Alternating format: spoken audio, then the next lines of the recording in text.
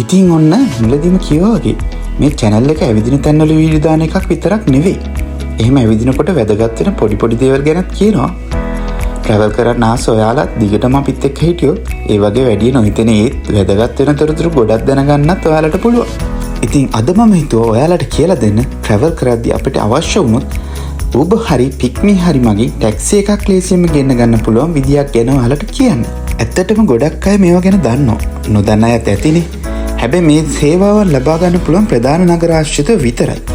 ඉතින් අපේ අන්තිම වීඩියෝ එකේ ඔයාලා දැක්කනේ අපි ගියේ රත්නපුරට. ඒ එන අතරේ අපි කොළඹ ආසන්න මීගොඩ හිටපු අපේ යාළුවෙකුත් බලන්න ගියා. ඉතින් එහෙ ගිහින් අපි ආයේ කොළඹට ආවේ මෙන්න මේ විදිහට ටැක්සි එකක් දාගෙන. ඉතින් මේ Uber හෝ Pick Me වගේ ඇප් භාවිත කරලා ටැක්සි එකක් ගෙන්න ගද්දි මම විශේෂයෙන්ම කරන දෙයක් තමයි ඇප් දෙකින්ම මට යන්න ඕන තැන ලොකේෂන් දීලා ඒ ගමන යන්න වාසිම සහ පහසුම ක්‍රමය තෝරගන්න එක. ඉතින් මම අද ඔයාලටත් කියලා දෙන්නම් මම ඒක කරන්නේ කොහොමද කියලා.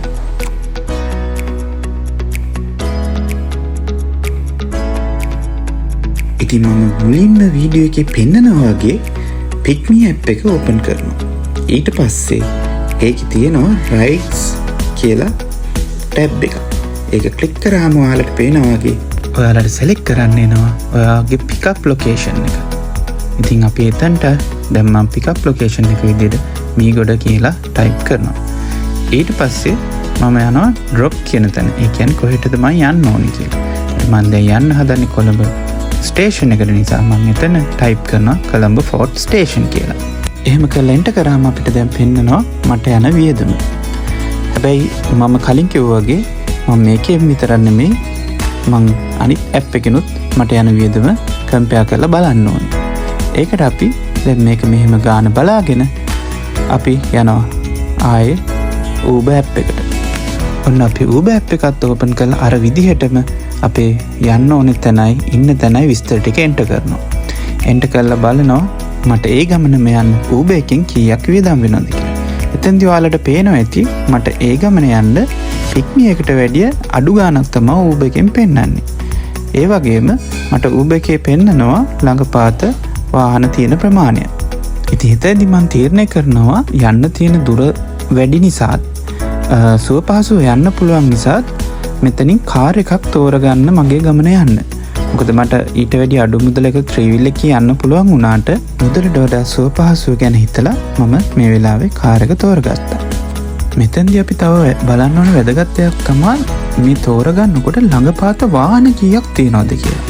මොකද වාහන නැත්තම් ගාණ අඩු වුණාට වැඩක් නැහැ. අපිට ඉක්මනට ගමන යන්න වෙන්නේ නැහැ.